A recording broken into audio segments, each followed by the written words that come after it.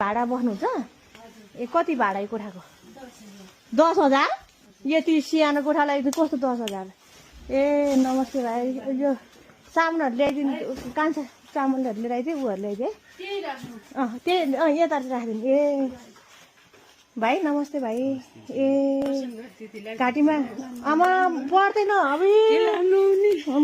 त ल होइन पर्दैन के नाम तिम्रो भन त सुभाष अर्याल कहाँ लागेको गोली घाँटीमा लागेको ए वार पारै भयो कि भित्र अड्केको ए अहिले के छ खतरा मुक्त छ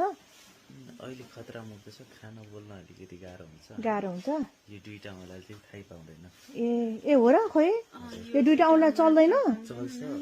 अब यसलाई फिजियो गर्नुपर्छ कान्छ अब पाउँदैन फिजियो गर्नुपर्छ फिजियो गरेपछि ड्रेसिङ के खर्च लाग्दो रहेछ ड्रेसिङ गर्न होइन लागेको अहिलेसम्म चाहिँ लाग्यो ए के काम गर्छ उसले उसमा औद्योगिक क्षेत्रमा काम गर्थ्यो केमा उद्योग काम गर्थ्यो कान्छ तिमीले यो तामा कारखाना तामा कारखानामा कति कमाउँथ्यो मैले 20,000 20,000 ए सबै उसैले ल ल ल कान्छा अलि छिटो छिटो गर्दा अर्को ठाउँमा पनि जानुपर्छ अब माया लाएर बस्नु त मन थियो नि के अनि त्यो ले त अलि ले त चिया होइन ब्ल्याक टी छिट्टो पनि हाल्ने है त ब्ल्याक टी चाहिँ ए अनि अरू कस्तो पेनहरू यस्तो केही छ दुखिरहेछ ए त्यही त अब यो कोठा भान्सा मेरो आयो मलाई किन यस्तो सानो छ अनि त्यसपछि गएर हजुर है काठमाडौँमा गाह्रो छ है तिमीलाई 23 गते लाग्यो कि 24 गते लाग्यो 24 गते लागेको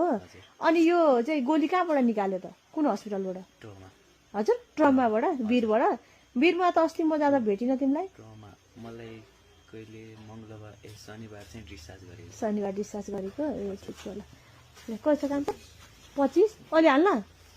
10,000 थप्दै त बिचरा अब ऊ कमाइ खाने ऊ नै हो रे अनि आमा बहिनी रहेछ आमा रहेछ अनि घर कहाँ गाउँघर गुल्मी अनि यहाँ 10 छ ल कहाँ 30 छ यहाँ 5,000 मात्रै छ